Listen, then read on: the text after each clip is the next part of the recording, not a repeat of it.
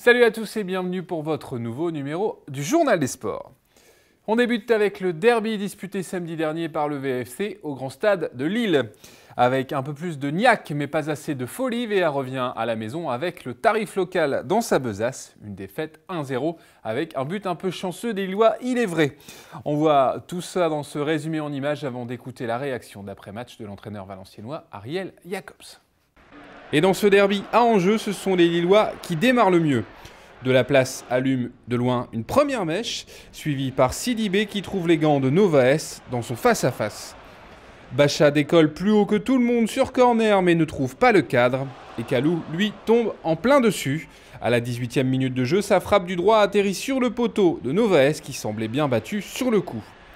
Après la pause, Valenciennes tente bien de réagir mais c'est toujours Lille qui est le plus dangereux.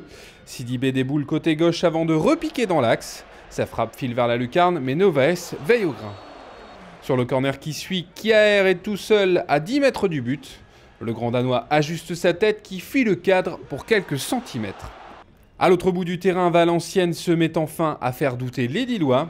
Abaebek crochette côté gauche avant d'envoyer une frappe tendue. Enyama repousse et Melikson est trop court. Alors que le VFC sort la tête de l'eau, Lille va finalement le couler à la 70e minute de jeu. Sur un contre-rondement mené, Origi hérite de la balle au second poteau après une glissade. Sans élan, il tente une frappe que Medjani ne peut que dévier. Novaes, surpris par la trajectoire de la balle, doit s'incliner pour la première fois de la rencontre. Valenciennes n'abdique pas et va à nouveau créer le danger.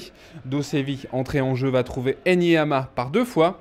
D'abord d'un bel extérieur, suite à un bon 1-2 avec Melikson, puis deux volets sur un coup franc indirect qu'il reprend au premier poteau. Malheureusement pour VA, le portier lillois est à chaque fois vigilant. La dernière action sera finalement lilloise à la toute fin du temps additionnel, mais la balle piquée de Kalou sera déviée par Magno Novaes. 1-0, la note n'est pas salée dans un derby face à un candidat à l'Europe, mais le constat est le même et Valenciennes n'avance toujours pas. Je crois que les joueurs ont prouvé eux-mêmes ce que j'ai dû dire à la mi-temps, malheureusement trop tard.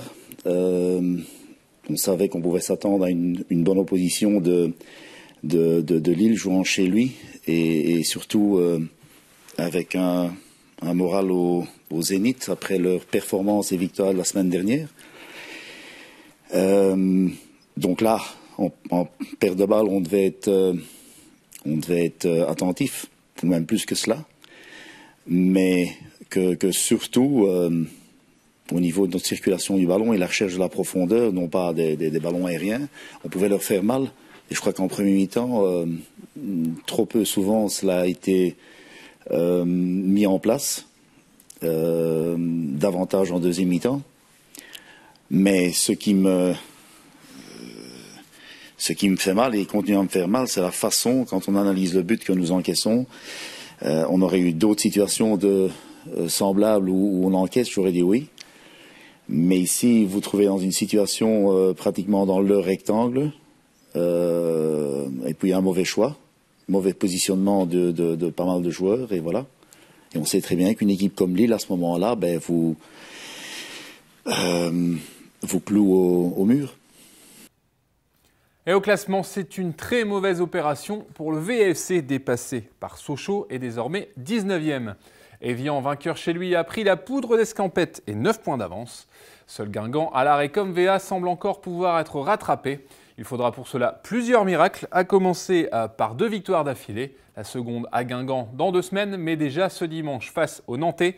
Un match qui débutera ce dimanche à 17 h au stade du Hainaut. Sans transition, foot amateur en promotion honneur, Valenciennes du Temple s'est incliné 2-0 chez la Lanterne Rouge Mouveau. Les hommes de Mohamed Benchetouya passent donc 5e avant un week-end de repos forcé. En première division de district, Valenciennes Summer s'est imposé face à Angers et consolide ainsi sa 4e place au classement. Prochain match pour Summer, la réception de l'Ambre, actuel 8e de la poule, ce dimanche 20 à 15 h. Et puis, même jour et même heure, mais en déplacement pour Saint-Va sur la pelouse de la réserve de Fresnes, actuel 9e de la 2e division de district. Saint-Va défait dimanche dernier à Estrée et désormais 7e de cette poule D. Voilà, et puis on clôt notre page foot avec la venue en ce lundi de Pâques de la Danone Nations Cup à Valenciennes, véritable Coupe du Monde des moins de 12 ans. 40 clubs venus de l'Aisne, du Nord, de l'Oise, du Pas-de-Calais et même de la Seine-Maritime vont s'affronter toute la journée au complexe d'entraînement du VFC au Mont-Huy. L'objectif pour tous, succéder à Aulnoy-Emery, vainqueur l'an dernier en finale du VFC, et se qualifier pour la finale nationale, voire la finale mondiale qui aura lieu cette année au Brésil. La réponse lundi 21 dans l'après-midi. Les rencontres débuteront quant à elles dès 9 h au centre technique valenciennois situé à Famars. On revient maintenant sur l'événement du week-end à Valenciennes, un événement athlétisme. En plus de recevoir les traditionnelles foulées valenciennoises qui ont accueilli une foule incroyable cette année avec plus de 2000 participants, les rues de Valenciennes ont vu débouler les meilleurs Français sur 10 km lors des différents championnats de la distance. Un dimanche 13 avril animé, comme vous allez le voir dans ce reportage. C'était la foule des grands jours pour cette nouvelle édition des foulées. Que ce soit pour la marche nordique partie tôt le matin de la place d'Armes ou pour les 2 courses open parties quelques minutes plus tard, les marcheurs et coureurs ont répondu présent. Au final, plus de 2000 acharnés et comme d'habitude, un mélange entre des coureurs amateurs venus là pour se faire plaisir et passer un bon moment, et puis ceux qui jouent la gagne, à l'image de Mondir Fekir, absent des championnats de France pour un problème de licence, mais vainqueur du 10 km label national en 31 minutes et 23 secondes. A noter également la belle prestation des jeunes de l'USVA sur le 5 km. Richard l'Espagnol et Christopher Gabet terminent 3e et 4e, tandis que chez les féminines, la jeune Sixtine Vignier termine aussi sur la 3e marche du podium. Une fois la piste libérée par les coureurs les moins rapides, ce fut ensuite au tour de la grande compétition de prendre place. Et là aussi, les champions étaient au rendez-vous. Les 3 courses, jeunes et vétérans, seniors et puis féminines, ont vu plus de 1400 participants franchir la ligne d'arrivée. Et au final, là aussi, des temps canons sur le parcours rapide valenciennois. Chez les hommes, El Hassan Bellaïtnouch du club des Cévennes s'impose en 28 minutes 50, soit près de 21 km/h de moyenne. Vous pouvez essayer, même en vélo, ce n'est pas gagné. On l'écoute, lui qui ne semblait même pas fatigué après sa course. Ouais, moi c'est le titre qui compte avant l'auto, c'est un bon titre de championnat de France, ça vaut quelque chose de bien. Après, c'est mieux, j'ai envie de faire un bon chrono. Pourquoi pas, mais ça ne me permet pas parce qu'il y a pas de... On a essayé, mais on est à un autre bout de la forme, quoi. Chez les femmes, on a assisté au cavalier seul de Bouchra Bentami, qui a pris les devants dès les premiers mètres de la course pour ne jamais quitter la tête et terminer en 32 minutes 50. Enfin, chez les locaux, le franco-belge de l'USVA, Emmanuel Lejeune, vainqueur des foulées l'an dernier, a terminé 10e au général en 29 minutes 42, avec une très belle 2e place dans la catégorie espoir, de quoi forcément lui donner le sourire. Vraiment motivant de voir l'élite française était là, donc je vais pu me battre avec d'ailleurs 4 personnes qui viennent de faire le championnat du monde de semi-marathon. Il n'y a pas à dire, aujourd'hui c'était une course de niveau mondial, donc je suis très content. Ah super. Je m'attendais à faire mon record, pas d'autant, donc je m'attendais à faire un gros truc et je fais un truc encore plus énorme pour moi, quoi, donc je suis très content. Ouais.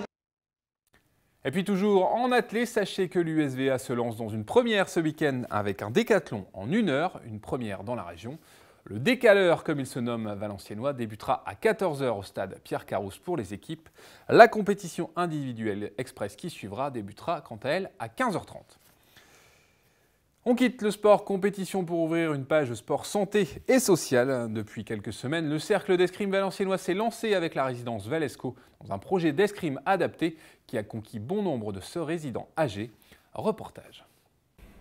Ne vous attendez pas à des combats endiablés. Ici, l'escrime est avant tout un prétexte pour découvrir une activité et mobiliser son corps. Depuis plusieurs semaines, ils sont donc près d'une vingtaine de résidents de Valesco à taquiner l'épée en plastique. Une idée un peu folle émise par le président du cercle d'escrime valenciennois, Gérard Blot, est rapidement validée par l'encadrement, comme nous l'explique Christelle Lebrun, cadre de santé dans la résidence valenciennoise. Donc au départ, bon, c'est toujours un peu surprenant ce genre d'activité au niveau d'une résidence de personnes âgées. Et puis bon, on a essayé de monter le projet un petit peu, voir un petit peu s'il y avait des résidents qui étaient intéressés. Et puis bon, on a monté le projet, on a fait des conventions avec l'hôpital et la fédération d'escrime. Et puis on a fait 2 groupes de résidents, des résidents autonomes et des résidents en fauteuil. Différentes situations sont donc proposées autour de l'escrime. Les résidents poussent par exemple des ballons en mousse avec leurs épées, leur font parcourir des circuits. Agilité, dextérité, concentration, au-delà du rôle social du sport et de l'activité physique en groupe. L'objectif du maître d'armes du CEV, Sébastien Congos, est simple, Obtenir avec des méthodes douces et adaptées les bienfaits du sport chez les personnes âgées. Le but c'est de faire de l'entretien, donc c'est général et on utilise le prétexte de l'escrime pour travailler la dextérité au niveau des mains, un petit peu l'amplitude et tout ce qui est travail, surtout en supination, qu'on fait pas souvent, on a toujours tendance à prendre, donc on fait un mouvement de pronation, ça permet de s'ouvrir vers l'extérieur et garder l'amplitude dans la mobilité des membres supérieurs. Et s'il n'y aura pas de combat de sitôt dans cette résidence du centre hospitalier valenciennois, les résidents savent d'ores et déjà saluer. La fédération ayant participé au financement des 10 premières séances, reste maintenant à trouver les subsides pour poursuivre l'aventure et pourquoi pas l'étendre dans d'autres établissements du Valenciennois. Voilà, et puis avant d'ouvrir notre traditionnelle page résultats, chose promise, chose due, on prend des nouvelles de Lara Escudero. La hockeyeuse sur glace de Valenciennes a pris part au championnat du monde féminin de Division 1 avec l'équipe de France du 6 au 12 avril. Et au final, 2 victoires et 3 défaites pour les Bleus qui terminent 4e et se maintiennent à ce niveau. À noter le but inscrit par la jeune Lara lors du festival français face aux Autrichiennes.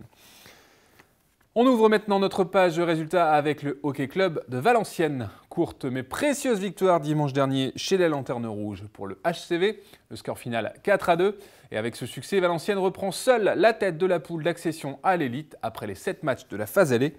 Le début de la phase retour aura lieu après une pause d'une semaine, le week-end du 26 avril, avec un match en nocturne samedi 26 face aux Girondins de Bordeaux. En handball, le Wallers Valenciennes Handball Club a réussi un bon match nul, 31 partout dans la salle du Mélantois Handball samedi dernier. Et toujours 8e, le Wavre reçoit Oupline ce samedi 19 à 20h30 en pré-national. En rugby, à noter la belle victoire du RCV pour clore sa saison de 2e et 3e série. Face à un mal classé, Chauny, le rugby club de Valenciennes n'a pas fait dans la dentelle pour s'imposer 75-12. Le RCV termine donc la saison en milieu de tableau à la 5e place de la poule avec un bilan de 9 victoires pour 7 défaites. Enfin, un dernier résultat avec l'USTT Valenciennes en déplacement à Mondeville. Les pongistes de Valenciennes n'ont pu faire mieux qu'un match nul 7 partout en Normandie. Ils perdent ainsi leur co-leadership mais restent un point derrière Rouen. Tout se jouera donc le 26 avril lors de la dernière journée de la National 3 avec encore un petit espoir de monter en N2. Et puis on se quitte avec 2 dernières infos à noter dans vos agendas. La première concerne le Pélican Club de Valenciennes. Les waterpolistes de VA accueillent en effet ce week-end le leader de la Nationale 1, Aix-les-Bains. Un match de gala qui débutera ce samedi 19 à 20h30 à la piscine des Glacis. Et puis les vacances de printemps vont débuter dans quelques jours. Si vous souhaitez voir vos enfants pratiquer du sport, n'oubliez pas que la ville de Valenciennes proposera, comme à chaque période de vacances, des mini-stages sportifs pour ceux âgés de 2 à 12 ans. Toutes les informations sur ces stages, conditions d'accès et tarifs sont disponibles au 03 27 22 59 40 via le site internet www.valenciennes.fr ou directement en vous rendant au service des sports de la mairie valenciennoise. Voilà, c'est la fin de votre journal des sports. Merci de l'avoir suivi. Très bonnes semaines à toutes et à tous. Bye bye.